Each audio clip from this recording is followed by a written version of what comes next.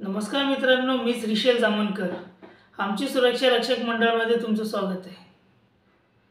आजचा विषय असा आहे की यूट्यूबवरती आपल्या सुरक्षा रक्षक मंडळावरती भरपूरशी चॅनल आहेत की प्रत्येकजण काहीतरी माहिती वगैरे टाकत असतात, जेणेकरून ज्या सुरक्षा रक्षकांना माहिती नसते काय नियम निघाले, काय आता माहिती निघाली, काय आता प्रोसेस निघाली, काय आपल्याला सूचना वगैरे बोर्डाकडनं, ते आपल्याला हे यूट्यूबवरनं माहिती पडते. जेणेकरून काही लोक ड्युटीवरती असतात, डबल शिफ्ट करतात, त्यासाठी त्यांना बोर्डात जाणे वगैरे काय जमत नाही.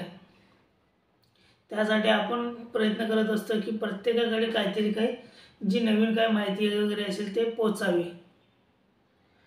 पण प्रत्येक यूट्यूबवरती चॅनलवरती जे आपले सुरक्षा रक्षकांसाठी गरजेची आहे, त्यांना काय प्रॉब्लेम आहेत याबद्दल कोणी व्हिडिओ टाकत नाहीत.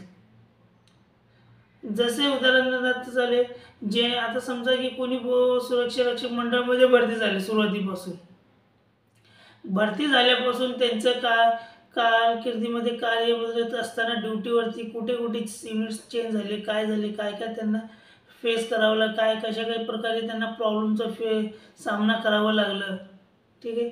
आणि रिटायर झाल्यानंतर त्यांची पूर्ण मनोगत व्यक्त केली पाहिजे, त्यांच्याकडनं माहिती घेतली पाहिजे की सुरक्षा रक्षक मंडळामध्ये काय परिवर्तन झाले पाहिजेत आणि कशा पद्धतीने सुधारणा झाली पाहिजेत. आणि नवीन येणाऱ्या सुरक्षा रक्षकांना तुम्ही काय सांगू इच्छाल की सुरक्षा रक्षक मंडळ जेणेकरून आपली ही माहिती प्रत्येकाची आपल्या अधिकाऱ्यांपर्यंत पोहोचली पाहिजे. ही अधिकारी पोहोचले पाहिजे. आपले जे महाराष्ट्राचे मुख्यमंत्री आहेत, उपमुख्यमंत्री, त्यांच्याकडे आपली व्यथा मांडल्यानंतर तेव्हाच आपली काहीतरी आपल्यामध्ये सुधारणा होईल. त्यासाठी माझे प्रत्येक सुरक्षा रक्षकांना विनंती आहे की जेणे तुमची काही प्रॉब्लेम वगैरे असतील, तुम्हाला काय व्यथा मांडायची, तुमची काय सजेशन असतील की आपली मंडळाचे अधिकारी किंवा प्रधानमंत्री, मुख्यमंत्री यांच्यापर्यंत आपली माहिती पोचली पाहिजे, जेणेकरून सुधारणा झाली पाहिजे. प्रत्येकाने काय करावे, एक क्लिप काढावी आणि ते आपली व्यथा मांडावी आणि ते मला जर तुम्ही पाठवला, सेंड केला, मी सर्वांचे जे क्लिप वगैरे असतील त्याच्यावरती पूर्ण एक व्हिडिओ बनवणार की सुरक्षा रक्षक मंडळामध्ये काय सुधारणा झाली पाहिजे, जेणेकरून आपली माहिती या अधिकाऱ्यापर्यंत पोचेल की सुरक्षा रक्षण काय गरजेचं, काय आता काय प्रॉब्लेम आहे, कशामुळे. आणि एक कॉमन प्रश्न असा आहे, सुरक्षा रक्षक मंडळामध्ये जेवढे युनिट आहेत सगळेच सांगू नाही शकत मी, कुठे आता मी भरपूरशे सुरक्षा रक्षकांचे मला फोन येतात, कॉन्टॅक्ट येतात, माझं त्यांच्याशी कम्युनिकेशन झालं. त्यांचे म्हणणं असं आहे की आपले जे युनिट आहेत तिकडं त्यांचं कसं पेमेंटचा इश्यू आहे. कुठे 15 दिवस पेमेंट लेट येतो, कुठे 20 दिवस, कुठे महिनाभर, कुठे 2-2, 3-3 महिने पेमेंट येतच नाही.